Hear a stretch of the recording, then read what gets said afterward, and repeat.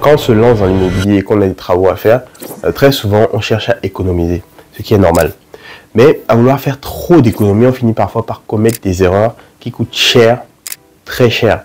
Dans cette vidéo, on va aborder ensemble les pièges les plus fréquents que je vois souvent chez les investisseurs débutants et je vais vous dire comment les éviter pour ne pas transformer votre rêve d'indépendance en cauchemar. Le premier piège, c'est de vouloir faire ses travaux soi-même. Alors, excepté si vous avez une société dans le bâtiment, vouloir faire ses travaux soi-même est très souvent une mauvaise idée. Pourquoi? Parce que faire des travaux, ça prend énormément de temps. Là où un professionnel mettrait peut-être un mois, vous pourriez mettre, selon votre niveau, 3 mois, voire plus. Et en fait, ce temps, c'est de l'argent que vous ne gagnez pas parce que votre logement n'est pas encore loué. Un autre point aussi dont il faut tenir compte, c'est votre valeur horaire. Si votre valeur est de 10 € de l'heure et que celle de l'artisan est de 2 €, en fait, le fait de déléguer va finalement vous faire perdre moins d'argent que si vous le faisiez vous-même.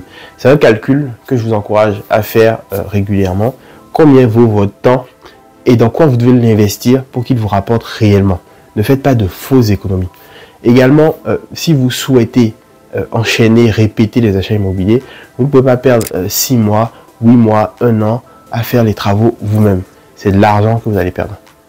La deuxième erreur que je vois souvent les gens faire, c'est de travailler frauduleusement avec des artisans. Dans une logique d'économie, on peut être tenté de se dire je vais économiser 5 000 € en m'arrangeant avec un artisan sans devis, sans facture, sans rien. C'est une mauvaise idée. D'abord parce que vous n'avez aucune garantie. Si l'artisan disparaît votre argent, vous n'avez aucun recours. Ensuite, ceux qui travaillent sur les chantiers le savent, un chantier c'est dangereux. Les personnes qui interviennent peuvent se blesser gravement. Or, en cas d'accident sur le chantier, c'est vous qui êtes responsable. Vous n'aurez pas d'assurance qui viendra vous couvrir. Et en plus, vous risquez d'être exposé à des poursuites pour travail dissimulé. Ce que je vous recommande, c'est de travailler uniquement avec des artisans qui sont déclarés, qui idéalement sont recommandés par des proches ou alors qui ont des chantiers à vous montrer. Vérifiez également que leur société est bien enregistrée et que leurs assurances sont à jour. Je pense notamment à la garantie décennale. Troisième erreur que je vois souvent les gens faire, c'est vouloir faire trop de travaux. On a tous été inspirés par des vidéos avant-après, des images avant-après sur les réseaux sociaux. C'est très souvent impressionnant, mais il faut savoir que c'est fait par des professionnels aguerris qui ont plusieurs projets derrière eux et plusieurs années d'expérience.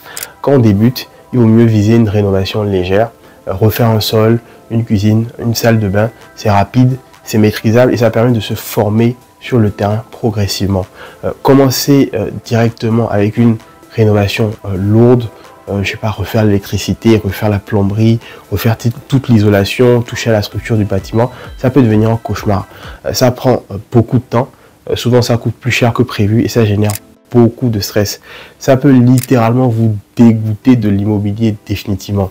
Alors que si vous faites quelques travaux simples, que vous commencez à encaisser du cash rapidement, ça vous rassure et ça vous donne envie de continuer. Quatrième erreur que je vois les gens faire souvent, c'est mal estimer son budget travaux. Alors moi, ce que je peux vous recommander, c'est quand vous avez des travaux à faire, c'est de faire passer plusieurs entreprises pour obtenir un devis. Ensuite, comparer les différents devis, regarder le meilleur rapport qualité-prix, alors pas juste le moins cher. Et ensuite, une fois que vous avez choisi le devis et la société avec laquelle vous allez travailler, dans votre esprit, rajoutez toujours une marge de 15%. Alors par exemple, vous avez 20 000 € de travaux, essayez de prévoir une enveloppe de 3 000 € supplémentaires dans votre calcul. Si c'est la banque qui vous finance les travaux, vous pouvez voir avec l'artisan pour qu'il l'intègre dans le devis pour la banque. Prévoyez toujours une marge de sécurité dans votre budget et ne misez pas au centime près parce que souvent les travaux, il y a des imprévus, ça peut vous coûter un peu plus cher très rapidement et détruire votre marge. Cinquième erreur, c'est de ne pas se former avant d'investir. L'immobilier peut paraître facile, j'achète, je rénove, je loue. En réalité, c'est un métier à part entière. Ne pas se former, c'est extrêmement dangereux. Vous pouvez mettre en danger votre famille et votre sécurité financière. Aujourd'hui, il existe des livres, des vidéos, des formations, il y a des communautés d'investisseurs. Prenez le temps d'apprendre, même si ça vous demande quelques semaines, quelques mois d'apprentissage.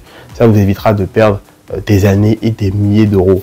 Une autre chose aussi que je tiens à dire, c'est que formez-vous également sur le terrain. C'est bien de mettre le pied à l'étrier et de commencer. Ça fait peur, mais à un moment donné, il faut se lancer. C'était Julien.